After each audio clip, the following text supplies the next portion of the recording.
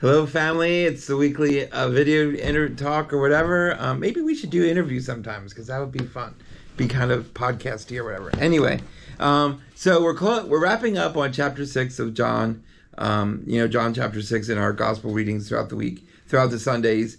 But my favorite part of John 6 is the very end, and the deacons preached on it this weekend. So let me just share some of my thoughts about the kind of closing verses of John 6 to kind of give you a sense of where that falls in our mission and purpose and in the life of the church.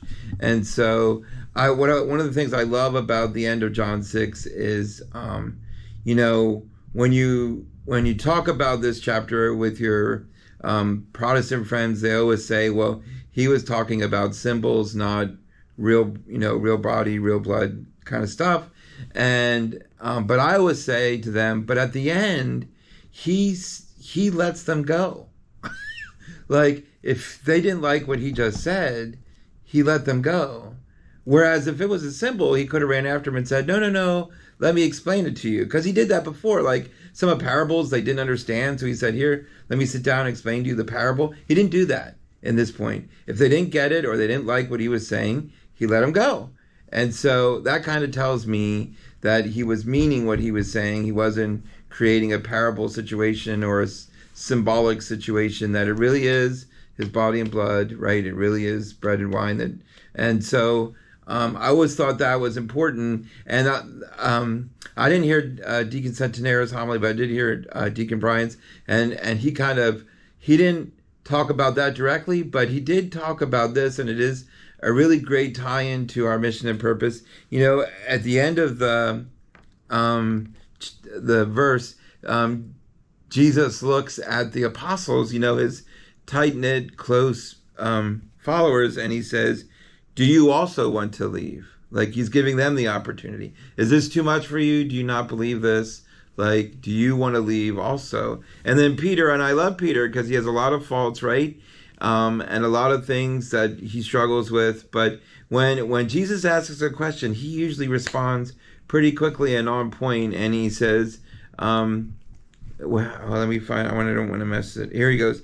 He goes, do you also want to leave? Simon Peter answered immediately, Master, to whom shall we go? You have the words of eternal life. We have come to believe and are convinced that you are the Holy One of God. So Peter's saying, we should all be saying, like, look, we're not going to leave because we believe that you are who you are and you are who you say you are. And you have the words that are going to get us into heaven, right? You have the words and the life that we want to follow to get into heaven. And those words you just spoke to us, touched us in a way to make us realize this, that your words are the words of eternal life. How you live and what you say is going to get us into heaven, which is the ultimate goal for all of us. So Deacon Brian's challenge was, do you also want to leave? Like, there are other things pulling you away from following Jesus. Are there things that are keeping you, right, distracted maybe from wanting to follow Jesus? Are there reasons why you're leaving that are, God did this to me, God did that to me? And that's never true, right? It's always a broken world we live in that affects how we live and what we do. It's God who tries to pull us out of that broken world, to heal us spiritually, physically, mentally, right? To draw us closer to him, because he does have the words of eternal life. He does have the words that will get us to heaven. I remember, this might be a side tangent or whatever, but I remember hearing someone say once, and I truly believe this, that one of the causes of the death of Sunday services, whether it's Protestant or Catholic, doesn't matter, but one of the reasons of the decline of attendance at Sunday services is, and I'm just going to say it, it's travel sports. Travel sports. You're taking your kids to basketball in Philly or baseball in Mansfield or wherever, and you're traveling on a Sunday to get to your sport for your child rather than attend Mass or look for somewhere to attend Mass while you're traveling, because the travel sport has become your religion. It has become your life, right? And travel sports don't ever end, right? There are no seasons to sports anymore. You can play basketball all year round. You can play soccer all year round. Lacrosse, like there's no like when I was in school. Now, granted, that was before the internet and electricity. No, just kidding. But like we had seasons. Like I swam in the summer and I played basketball in the winter and ran track in the spring. And now you can do those things kind of all year round, right? And they become what you focus your time on. And so when Jesus looks in you and says, do you also want to leave? Like, have you already left? Like, are you going somewhere else, doing something else? Like, that's what you have to ask yourself, right? I hope every day, like, what are you living your life for? You living your life for Jesus? Or are you living your life for, something else, right? A goal you set that is outside our faith, like travel sports. Like, I'm not saying travel sports are bad or sports in general are bad. I'm just saying, is that something that's consuming your life, whereas the Eucharist should be consuming your life, right? So we need to think about these things, kind of focus on these things in our life and ask ourselves, what is our true purpose and mission as a family, as a person, right? Is it Jesus and introducing him to others? To loving others, caring for others, being kind to others. Like I just saw Tucker Carlson. I know not a lot of people like him, whatever, but he made the comment, you can't really talk bad about Christians because Christians love others. Christians do things for others, right? Like we forgive, we show mercy, right? That's what Christians do, right? Like Christians, for the most part, as far as I know, aren't blowing buildings up, right? We're praying, we're loving others, we're being kind. We're serving the community and everything we can. Like, that's what we do and what we should be doing, right, as a people. Following our mission and our purpose to gather, connect, serve, and go out. I'm going to go into the details of that because you know and have heard it. But, like, that's how life should go. So, I think it's important we stay focused on that, constantly asking yourselves, do you also want to leave? And then listening to Peter's response. Where would we go? You have the words of eternal life. You have the words and the actions that are going to get us to heaven, that are going to help us help others, right? All become a great family, calming community, a community of peace and love, but most importantly, kindness. I've been really pushing the kindness lately. It's really important to be kind to others because you just don't know what they're going through or what they're struggling with. And so with that note, let me slide into the announcement that was made this past weekend about the cancellation of the 4:30 Mass. I know to a lot of people that might have been a shock. It might have been not a shock. It might have been a meh. It might have been, oh no, how are we going to get our fill of revival music ministry? Know, before I tell you kind of the main reason why we chose to do it, that revival music ministry will continue to be a vital part of the parish. We're going to incorporate it into the masses that we're still doing on the weekends. We'll continue to do praise, worship, and adoration nights on a more regular basis. So you will get your fill of contemporary Christian music.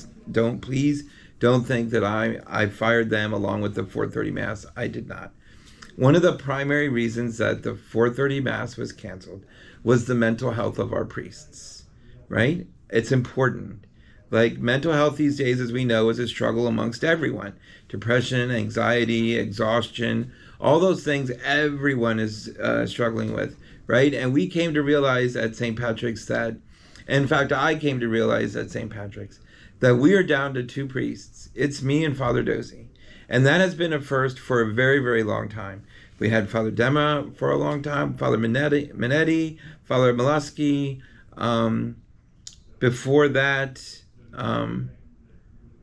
I can't remember that far back. But for the longest time, we've had 3 to 4 priests at St. Patrick's helping out. And now it literally is me and Father Dozy, because there's no retired priest in residence or in the community that can help out. Now, Father Dema is still around, but he is very limited in his movability, and so he tends to do more volunteering at the War College Chapel. He still does some evening things here, like he comes to RCIA and adult Bible study and those things. But as far as helping out with liturgies and emergency calls and nursing homes and the hospital and the prison. Like he can't really do that anymore because of his mobility issues. So it's really down to me and Father Dozy, and 6 masses on a Sunday is a little exhausting. We really felt the need to eliminate one. So by 6 masses, I mean we have 8 a.m. at the shrine, 9:30, 11:30 at Marsh Drive, 5:15 vigil Saturday night, and then over the summer we have Eleanor Regina, and over the winter and spring we have Dickinson College. Sometimes because of those masses, we have 7. A great example of that is this Sunday. The first, we have 5:15 vigil, 8 a.m., 9:30, 11:30, Eleanor Regina, and there is also a Dickinson's first mass. So we have 7 masses this weekend from 2 priests. It is exhausting and it really drains us. And so to eliminate a mass, 4:30 seemed to make the most sense. It has the lowest attendance. It has the least amount of volunteers, if we have any volunteers at all. I've done masses at 4:30 with no altar servers, no ushers, no extraordinary ministers. So it is the least volunteered mass. It is the least attended mass. And so it seems to make sense that that's the mass we eliminate from the schedule, just for the health of our priests, right? And the practicality of it just seems to be a low attendance mass. And so it's not the Life Teen Mass it used to be, because we don't participate in that program anymore. And the youth are going to masses that their parents go to, and I encourage that. Family going to mass together is important, and so the teens are going to masses their families go to, whether it's one of those other masses. They're not going to the 5:30, 4:30. 4:30 has become the last ditch, right? It's Sunday and I haven't gotten to mass yet. I'm going to go to the 4:30, but again, 4:30 seems to be a little early time, but 5:30 to 7:30 seems to be a great time for youth groups. So anyway, it's a lot of time juggling, a lot of discernment and discussion that went in canceling the 4:30, but I think we made the best choice. Will it come back in the future? Who knows? It may, if we continue to grow and our pews continue to get full. We'll revisit it. But for now, for the near future, we've canceled the 4:30 Mass. I hope you understand that it's the best for our priests and the best for our parish family. So thank you very much. Have a great week. Love you all. Peace.